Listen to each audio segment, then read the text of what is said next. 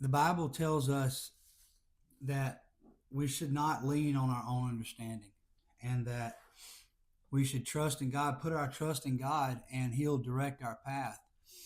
And what happened for me in the beginning, in my early recovery, when I first set out on that road to,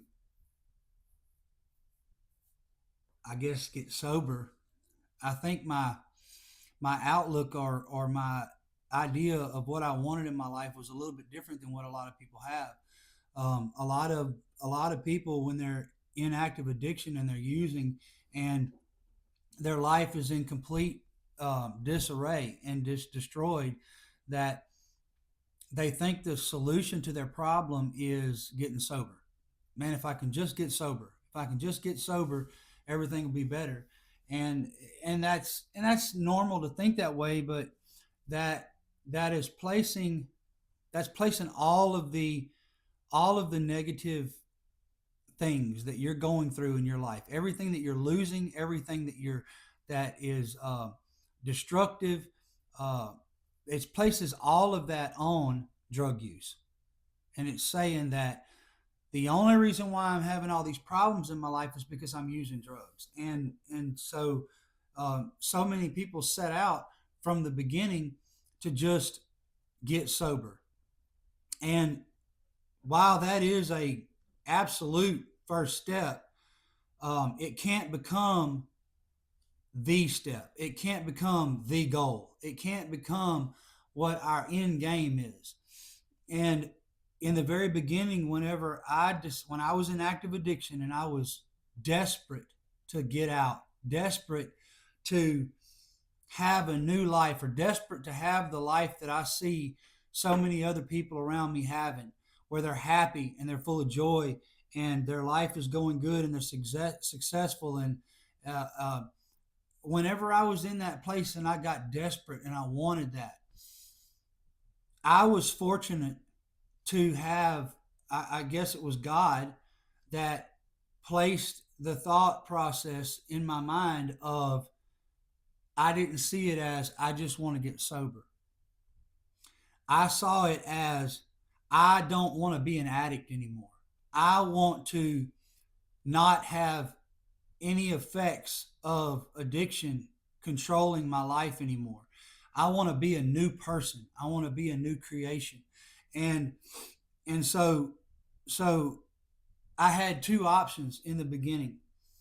I can lean on man's understanding, and I can assume that sobriety is the best that I can hope for, and I can go down a path of of all of these different requirements that the recovery community was telling me a person had to do to stay sober. And and let me be very clear, those things that recovery says that you have to do to stay sober are absolutely necessary and essential in the beginning. You are going to need a community of help and support. You're going to need to go to your meetings. You're going to need to work your steps. You're going to need to put things in your life that make you accountable and give you a place where you can find support and help through those things that you're going to go through in the beginning. And by the beginning, I mean that it could be different for everybody. It can be the first month, it could be the first 6 months, it could be the first year. But what I understood in the beginning was that recovery, that man's understanding that they were telling me I needed to do in the beginning, that was not the goal. That was not my end game. That the recovery community and that recovery lifestyle was not where I wanted to end up. I understood from the beginning that those things were absolutely necessary, but that they were a step in the path to where I was wanting to be. Where I wanted to be was, I wanted to get back everything that I had given away in addiction to the devil. I wanted to get back all the things that I had lost, the material things, the relationship things, the trust, the respect, the care, the everything that I had traded for my addiction, I wanted to get back. I wanted to recover those things that I had lost. And and not only did I want to recover everything that I had lost to my addiction, but I wanted to be a person that at the end, when it was said and done, addiction no longer affected me.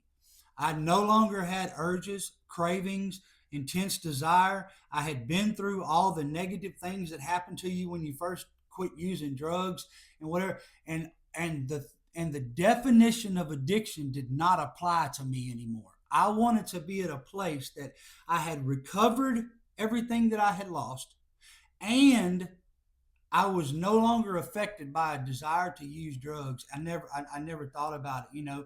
I can remember getting high, and I can remember the outcome of getting high, and those things, those memories, and those things are still there. And I do also know that I can never get high again without becoming an addict again. But from the beginning, I set out with a mission of I don't want to be an addict anymore. Not just I don't want to be. I want to be sober. So I had the choice to make. Do I lean on man's understanding and call recovery my life? Do I lean on man's understanding and apply these principles, but put myself in a place where this, what is a process, becomes a lifestyle? And where I'm always going to have to visit my addiction, where I'm always going to have to think about it, where I'm always going to have to focus on it, where I'm always going to be afraid of relapse, where I'm always going to, addiction is always going to play a role of some kind in my life by leaning on man's understanding? Or do I want to take those processes that recovery was presenting to me, that they had come up with, and I wanted to take those things and experience them while I needed them, experience them while I was learning to apply them to my life as who I am, taking those steps and making them something that I am as opposed to something that I do or work off on a checklist with somebody. I wanted to find a way to make that who I was. And so when I started out on this journey, my goal was not to get sober and stay sober. My goal was to no longer be an addict. And that is a very crucial thing that a person has to think about in the very beginning. And the world out there they will tell you that that's not a choice you have to make. They insist that you cannot ever not be an addict again. They insist that addiction owns you forever. They insist that you never fully recover. They insist that recovery is your new life. These are things that they will fight you tooth and nail to get you to believe. But but I refused to have someone tell me that I could not be free. And the reason why, I was fortunate to have grown up with this right here. I was fortunate to have grown up with some foundation of the Word of God, and I understood that as someone who believes this book is true, that every single word in this book is a fact, I could not accept that deliverance wasn't possible. I could not accept that freedom wasn't possible. I could not accept that recovery had to become my new lifestyle. I could not accept that I had to always be an addict forever. I could not accept that this addiction, this thing that they call addiction, could not heal. I could not accept that because this book says differently. This book says that we can be free. This book says that we can be a new creation in Christ. This book says that old things can be passed away and all things can become new. And I set out to find my way to that new person. I set out to find that new creation in me. I believe this word over what everybody else out there was telling me. What I still get attacked online for, why I'm still not invited to come speak at different people's recovery group or different, even in churches that don't invite me to come speak in their recovery group. Why? Because of this book right here. Because I'm not getting out of this book. Because this book tells me that I don't have to always be an addict. Because this book tells me that deliverance is possible. Because this book tells me that freedom is possible. And I will not go somewhere and tell somebody anything differently than that. And that doesn't fit in line with recovery. But the truth of the matter is I'm not leaning on man's understanding. I'm not leaning on my own understanding. I'm leaning on what the Word of God says. Now I'm going to get back on what I was talking about in class this morning. What I said in class this morning was this.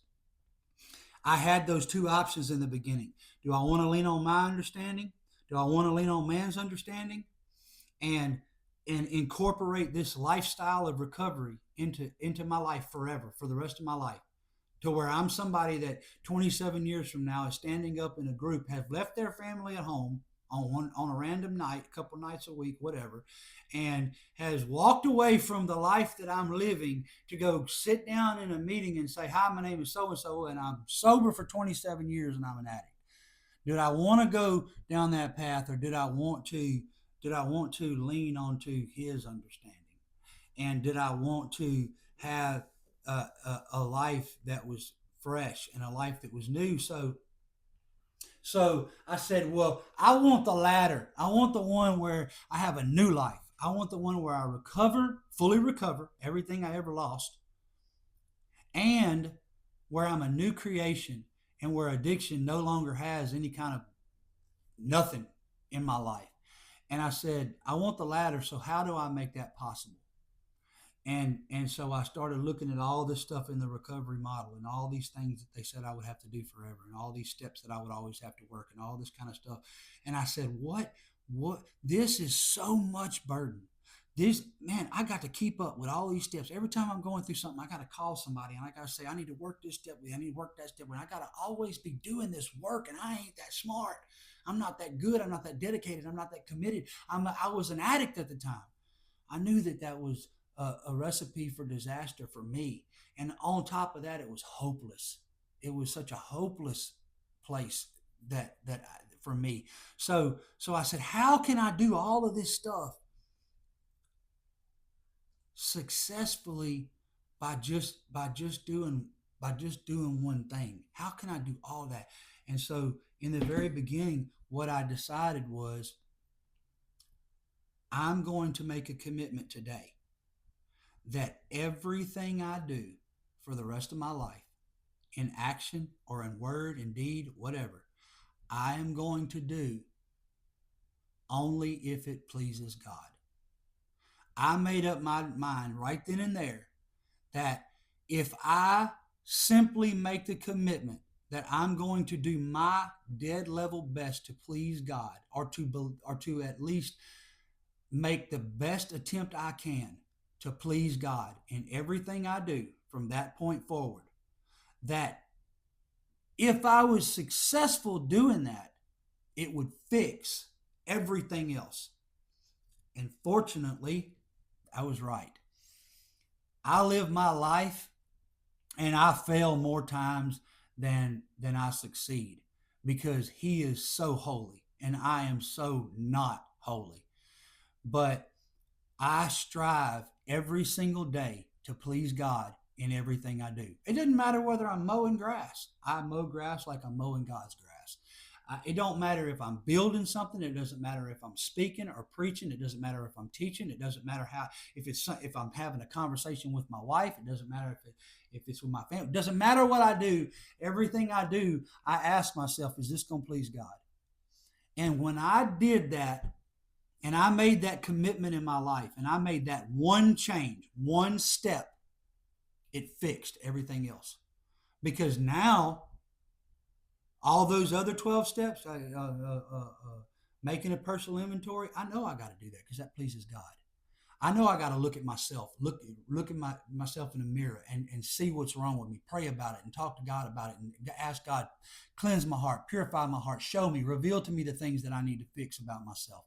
That stuff comes naturally. I know I gotta make amends with people whenever I do them wrong. Immediately, I know I gotta apologize. I know I gotta help others and lead others to this truth. And so by desiring to please God and making a commitment to please God in everything I do, you naturally work the steps without even opening up that crazy book.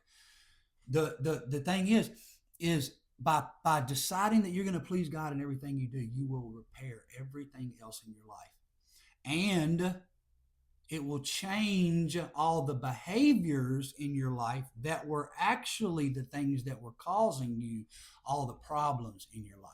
The drugs weren't causing you to lose everything. The drugs weren't causing you to have all those problems. The behaviors were causing the problems, and the problems were something you were band-aiding with the drugs. And so I started out on a journey 9 years ago that I was going to start doing my best to serve God in everything I did. And the way that it changed my life, I can't even tell you. I can't even put it into words the way God has worked in my life because of that one commitment. It changed everything. My behavior changed. Why? Because I literally asked myself, would God want me to do this? Every time I had a thought to do something, every time I had a desire. You're not going to ever say, man, I sure am thinking about getting high. I sure want to get high. Would the Lord want me to do that? And get the answer yes. It's never going to happen. You cannot. God's never going to say, yeah, go to the dope house. He ain't going to do it.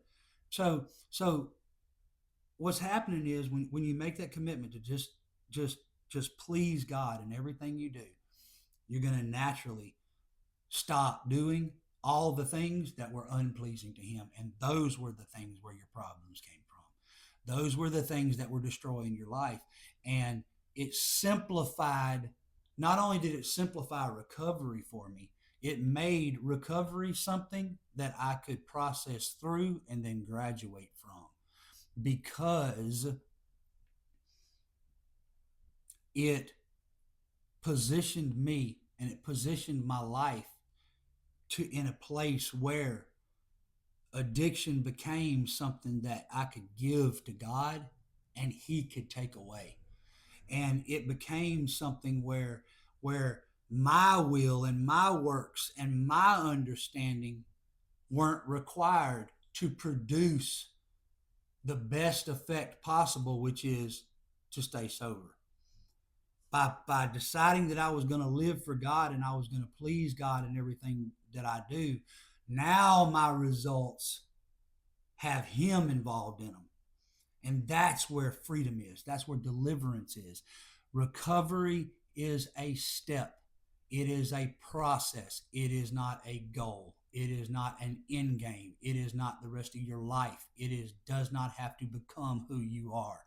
You can, with God, with this word, and with a commitment to please God in everything you do, you can walk through recovery and walk out the other side to a new life as a new creature, a new creation. Old things passed away and everything about you is new.